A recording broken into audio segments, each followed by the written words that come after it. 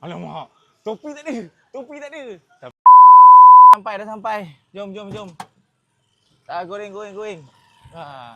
Itu 10 tahun yang lepas lah. Saya bawa food truck ni pergi berniaga. So hari ni kembali lagi saya beraksi dekat food truck guys. Let's go.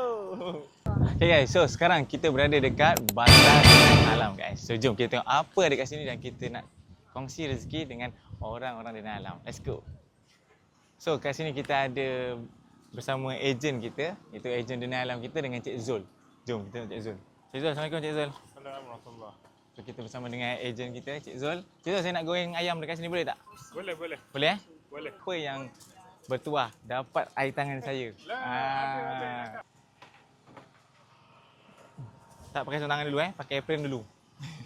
So apron dah pakai, baru pakai sarung tangan Alamak, topi tak ada. Topi tak ada. Topi ada be? Topi tak ada, topi tu. Okey, halal lah topi Razik. Halal lah. Okey. Ngam Okey, dah pakai ayam. Semua bahagian kita. Iya.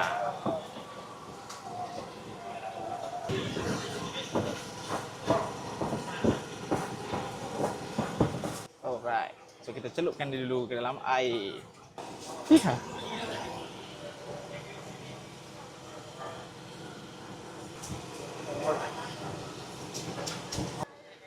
Iya.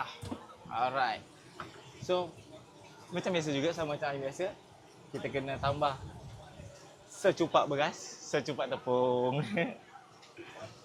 Macam tak cukup, tambah lagi secupak lagi. Nak rasa sedap, tambah secupak lagi. Gaul dengan perlahan, ratakan dia macam ni. Okey tengok tepung. So jadi macam ni. Pak Aman Pak. Boleh ajak kita lawan. Ni baru saya turun tau. Buat hari-hari. Jadi tak Pan? Pan jadi tak Pan? Pan. Jadi kan Pan? Aku memang jaki dengan Pan. Boleh ajak kita lawan. Nak tahu tak kenapa kepak ni keluar awal? Sebab apa dia masuk lambat? Dia keluar awal. Sebab dia berdosa. Sebab tu dia kena hisap dulu. So habis hisap dia keluar dulu. Okey.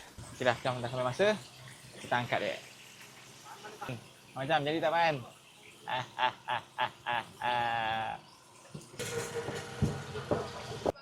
Rambut. Apa dah lepas?